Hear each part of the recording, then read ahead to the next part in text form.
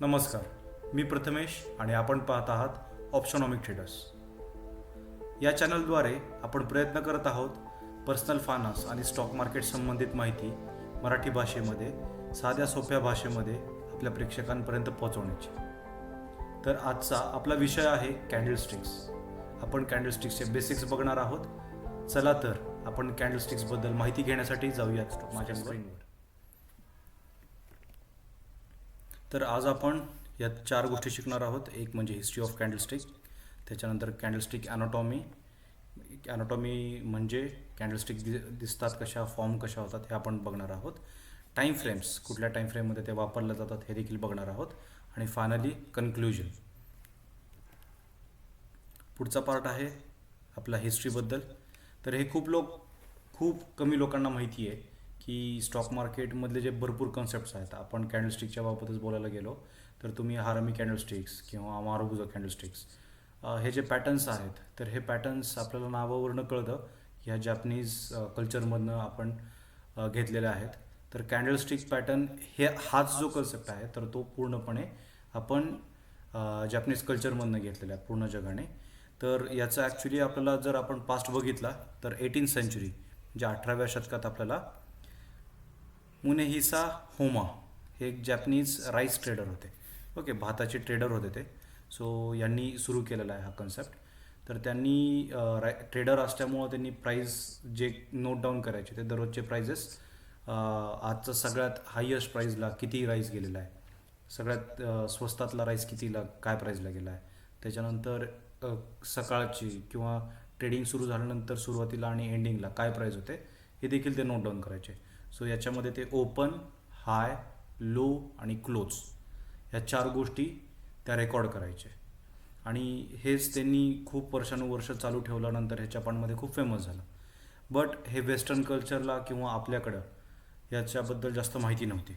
But साधारणतः 1880 म्हणजे 1980मध्ये 80च्या आसपास स्टीव्ह निसन म्हणून एक अमेरिकन ट्रेडर आहेत. सो त्यांनी थोडा प्राईज ॲक्शनबद्दल वगैरे माहिती घेत असताना त्यांना जपानमधल्या ह्या कन्सेप्टबद्दल माहिती कळाली आणि त्यांनी पुढं फर्दर रिसर्च केला, खूप मोठा रिसर्च केला त्यांनी. आणि त्यांचं एक फेमस आहे आज पण टेक्निकल ॲनालिसिसचा फादर म्हणून यांनाच मानलं जातं. आणि नंतर त्यांनी बुक लिहिलं तर जॅपनीज कॅन्डलस्टिक चार्ट टेक्निक्स. आज आपण चार्ट पॅटर्न, कॅन्डलस्टिक पॅटर्नवरनं जो काय स्टडी करतो तो सगळा ह्या बुकमध्ये पहिल्यांदा लिहिला गेलेला आहे. त्याच्यामुळं यांना आपण टेक्निकल ॲनालिसिसचा फादर म्हणून संबोधतो. त्याचबरोबर आपण बघणार आहे आता कॅन्डलस्टिकची ॲनाटॉमी, फॉर्म कशा केले जातात हे आपण बघणार आहोत, शिकणार आहोत. तर पहिलं आहे एक रिअल बॉडी. कॅन्डलस्टिकची कधीही रिअल बॉडी जी असते तर ते आपण लाल कॅन्डलस्टिक किंवा हिरवी कॅन्डलस्टिक जे म्हणतो तर त्या कलरला ॲक्च्युली आपण बॉडी म्हणतो किंवा रिअल बॉडी म्हणतो. तुम्ही स्क्रीनवर जे बघताय हा जो लाल कलर आलेला आहे, ओके, तर ही बॉडी आहे आणि हिरव्या कॅन्डलची ही बॉडी आहे. तर तुम्ही दोन्हीकडं हेच बघताय की लाल कॅन्डलमध्ये ओपन जे आहे ते वर आहे आणि क्लोज जे आहे ते खाली आहे. आणि ओपन आणि क्लोजच्या मध्ये जो काय पोर्शन आहे तर तो रेक्टँग्युलर आहे. ओके, सो या रेक्टँग्युलर बॉडीला रेक्टँग्युलर जो कलर दिसतोय तुम्हाला तर त्याला आपण म्हणतो बॉडी. आणि त्याचबरोबर ही जी लाल कॅन्डल दिसतीये तर याच्याकडेचा जो रेक्टँगल दिसतोय तुम्हाला ग्रीन कलरचा तर याला आपण म्हणतो बॉडी.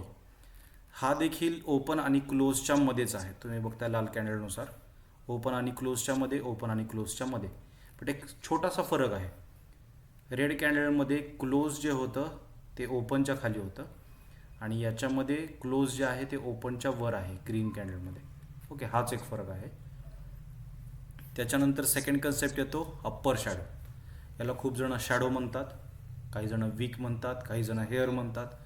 सो वेगवेगळी नावं आहेत. बट कॅन्डलस्टिकबद्दल आपण ज्यावेळेस बोलतो त्यावेळेस कॅन्डल म्हणजे काय, मेणबत्ती. तर मेणबत्तीपासूनच याचं नाव आलेलं आहे. ओके, आपल्याला माहिती जॅपनीज कल्चरमध्ये मेणबत्तीला महत्त्व आहे. सो त्याच्यातून हे नाव घेतलेलं आहे. आणि मेणबत्तीच्या मध्ये काय असतं, वात असते एक. ओके, आपल्या साध्या घरच्या मेणबत्तीमध्ये सुद्धा आपल्याला दिसतं काय की वर एक वात आहे, काही काही मेणबत्तीमध्ये खालीसुद्धा थोडी वात असते. तशी ही वात आहे असं त्याला इमॅजिन केलं गेलेलं आहे कॅन्डलस्टिक्समध्ये. सो हे जे तुम्हाला वरचं दिसतंय तर आणि खालचं दिसतंय सो या दोन्ही वीक्स आहेत. ओके, आपण वरच्या ज्या वीक आहेत किंवा वात आहे तर त्याला काय म्हणणार, अप्पर वीक. ओके, ही झाली लाल कॅन्डलची वीक आणि ही झाली हिरव्या कॅन्डलची वीक. आणि थर्ड पार्ट येतो लोअर वीक किंवा लोअर शॅडो, याला म्हणणार आपण लाल कॅन्डल आणि हिरव्या कॅन्डलमधले lower shadows. Okay, I think काय कन्फ्युजन नसावं. जर काय असेल तर प्लीज कॉमेंट बॉक्समध्ये लिहा, ते आपण नेक्स्ट व्हिडिओच्या सुरुवातीला तुमचे सगळे डाऊट्स क्लॅरिफाय करू. तर आता आपण एक टाईम फ्रेमनुसार एक एक्झाम्पल घेऊ की ह्या कॅन्डलस्टिक्स फॉर्म कशा होणार आहेत. आपण साधारणतः असं धरू की 5 मिनिट्सची आपण कॅन्डलस्टिक करणार आहे. ओके, किंवा आपण जे टाईम फ्रेम्समध्ये सिलेक्ट करतो तर ते 5 मिनिट्स सिलेक्ट केलेलं आहे.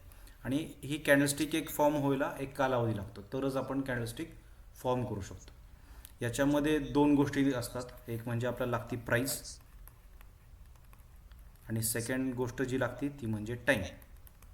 ओके, आता आपल्याला माहिती आहे स्टॉक मार्केटमध्ये आपण ट्रेडिंग व्ह्यूला असेल किंवा तुमच्या कुठल्याही ब्रोकरकडे झिरोधा, अपस्टॉक, ज्यावेळेस आपण कुठलाही चार्ट बघतो तर एक्स ॲक्सिस आणि वाय ॲक्सिस हे 2 ॲक्सिस असतात. ओके, तर एक्स ॲक्सिसला नेहमी टाईम असतो आणि वाय ॲक्सिसला नेहमी प्राईस असते.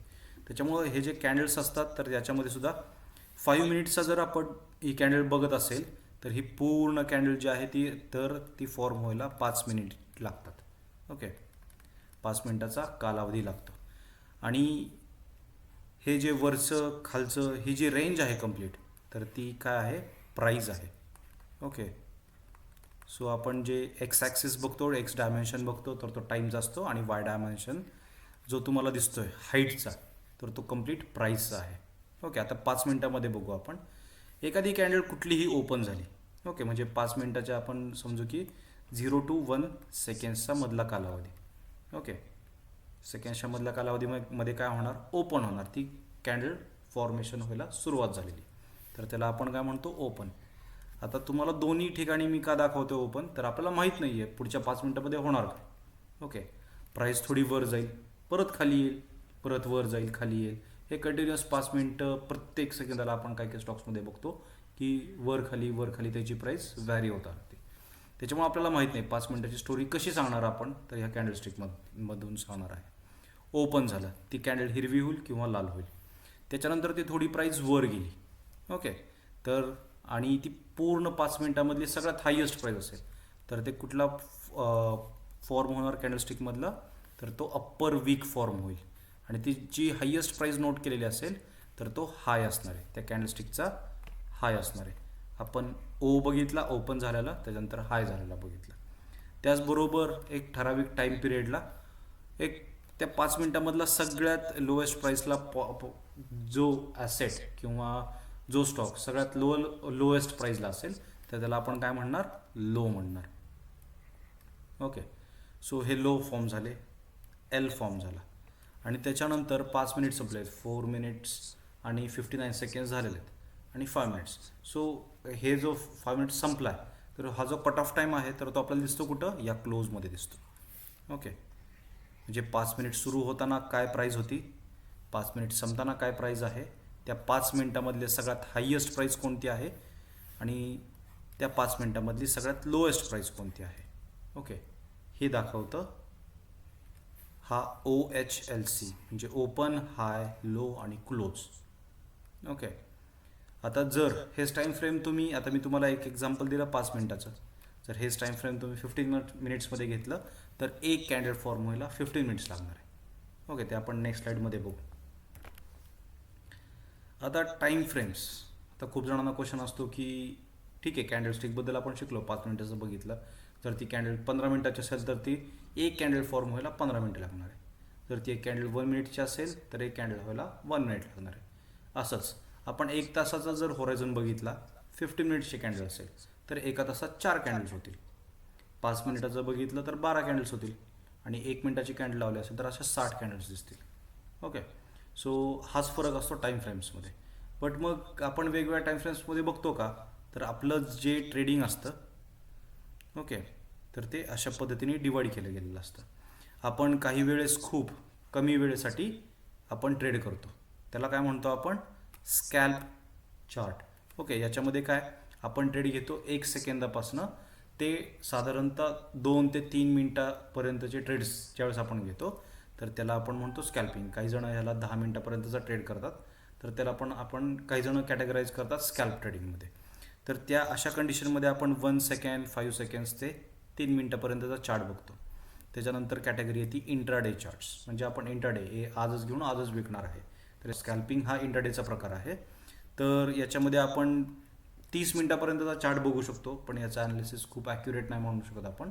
ओके, पण जर तुम्ही कॅन्डलस्टिक सिंग्युलर कॅन्डलस्टिकचा जर तुम्ही अभ्यास करणार असाल तर हे तुम्हाला नक्कीच उपयोग आहे.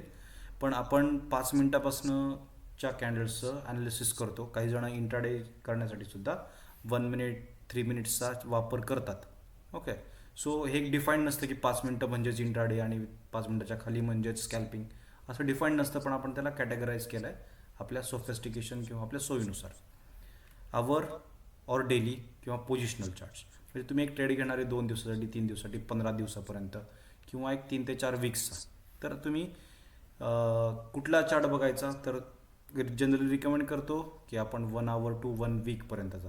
जर तुम्ही 3 ते 4 दिवसाचा ट्रेड करणार असेल तर 1 आवरचा chart is sufficient maximum. Okay, but जर तुम्ही एक 4-5 महिन्यांची पोझिशन घेणार असाल तर 1 वीकचा चार्ट बघितला तरी तुम्हाला अंदाज येऊ शकतो, तुम्ही प्रेडिक्ट करू शकता गोष्टी. आणि लॉंग टर्म म्हणजे काय की जर तुम्ही ॲसेटमध्ये इन्व्हेस्टेड राहणार असाल 1 वर्षापेक्षा जास्त, तर त्याला आपण लॉंग टर्ममध्ये कॅटेगराईज करतो.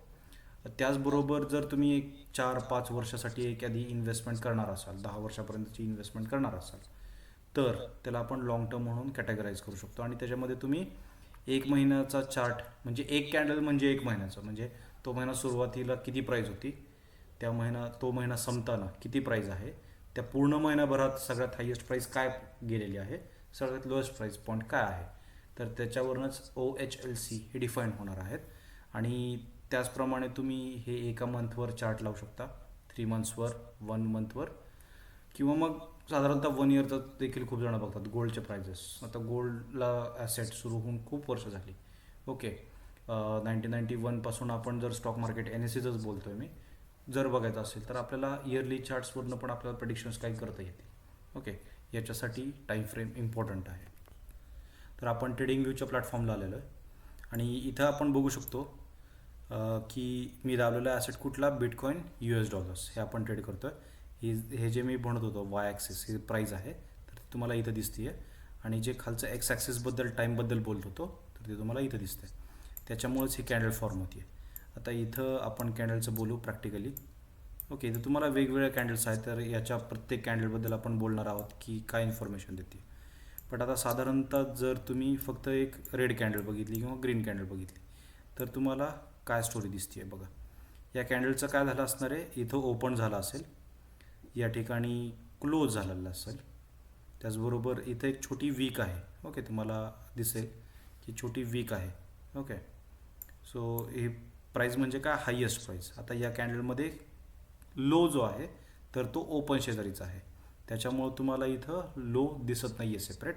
लो आणि ओपन सेम आहेत. ओके, आता आपण जर त्याच्या शेजारची ही कॅन्डल बघू. ओके, ही कॅन्डल बघू रेड कलरची. याच्यामध्ये काय झालं आहे, रेड कलर म्हणजे काय की ओपन वर झालेला असेल आणि क्लोज खालच्या साईडला झालेला असेल. ही पूर्ण बॉडी फॉर्मेशन आहे. ओके, ओपन इथं, क्लोज इथं, हाय याचा वीक जो आहे वरचा पॉईंट. ओके, तो, आणि तुम्ही आता बघू शकता हा जो वीक आहे, ओके, हा आहे. आणि लोअर जो वीक आहे तर तो इथं आहे. याला वीक म्हणा, शॅडो म्हणा किंवा एअर म्हणा, सगळ्या गोष्टी मान्य आहेत. त्याचबरोबर तुम्ही या ठिकाणी टाईम फ्रेम बघताय. इथं किती सेकंड्समध्ये तुम्ही 1 सेकंड, 5 सेकंड्सपर्यंत लावू शकता. मिनिट्समध्ये 1, 2, 3 हे देखील आहेत ऑप्शन्स. 45 मिनिट्सपर्यंत आहे. आवरमध्ये देखील टाईम फ्रेम आहे. डेजमध्ये आहे आणि तुम्ही स्वतःची रेंज देखील तयार करू शकता. आता मी तुम्हाला फक्त मिनिट्समध्ये दाखवणार आहे. ओके, हे 1 मिनिटचा चार्ट आहे. म्हणजे काय, तुम्हाला इथं एक्स ॲक्सेसवर दिसेल की एक प्राईस पॉईंट आहे आणि इथं टाईम कमी होतं आहे. हे दर्शवतं आहे काय की ती कॅन्डल फॉर्मेशन होऊन किती वेळ सुरू, म्हणजे 1 मिनिटचा टाईम फ्रेम आहे. एक कॅन्डल व्हायला 1 मिनिटाचा टाईम लागतो. त्याचबरोबर ती कॅन्डल संपायला किती वेळ आहे, किती वेळ उरलेला आहे. तर तुम्ही आता इथं बघू शकता की 20 सेकंद हा वेळ उरलेला आहे ही कॅन्डल पूर्णपणे फॉर्मेशन संपायला. म्हणजे क्लोजिंग यायला त्याचे 20 सेकंद, आता 15 सेकंद हे उरलेले आहेत. त्याचबरोबर तुम्ही 5 मिनिट्समध्ये गेला तर तुम्हाला थोडं सिच्युएशन इथं 30 दिसते आहे. पण आता आपण ही कॅन्डल संपल्यानंतर लेटेस्ट चेक की काय सिच्युएशन आहे. ओके, ही कॅन्डल संपली, नेक्स्ट कॅन्डल आता फॉर्म होईल. तुमच्या पुढं दिसलं आहे की ही कॅन्डल संपली, नेक्स्ट कॅन्डल प्राईस पॉईंट इथं ओपन झालेलं आहे. तुम्हाला इथं आता टाईम दिसेल 4 मिनिट्स 50 सेकंड्स. ही कॅन्डल संपायला वेळ राहिलेला आहे. ओके, आता मी हे 1 मिनिटवर लिहिलं, मला आता टाईम फ्रेम वेगळा बघायला मिळतो आहे. आता फक्त इथं तुम्हाला 36 सेकंद बघायला मिळतात. ओके, आणि हेच मी 5 मिनिट्सवर बघितलं तर तुम्हाला टाईम फ्रेम दिसतो आहे 4 मिनिट 30 सेकंद.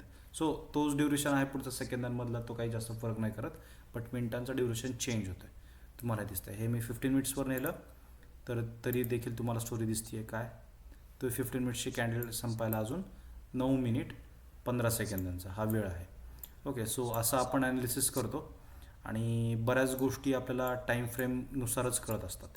तर आज आपण काय शिकलेलो आहे, तर आपण हे शिकलेलो आहे की 2 टाईपचे कॅन्डल्स असतात, एक म्हणजे बुलिश आणि एक म्हणजे बिअरिश.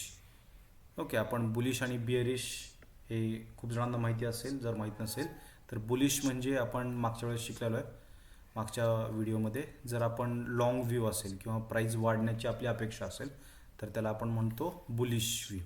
आणि बिअरिश कशाला म्हणतो, जर आपण शॉर्ट, ओके शॉर्ट, किंवा जर तुम्ही प्राईस खाली येण्याची तुमची अपेक्षा असेल किंवा तुमचा अंदाज असेल तर त्याला आपण म्हणतो बिअरिश व्ह्यू.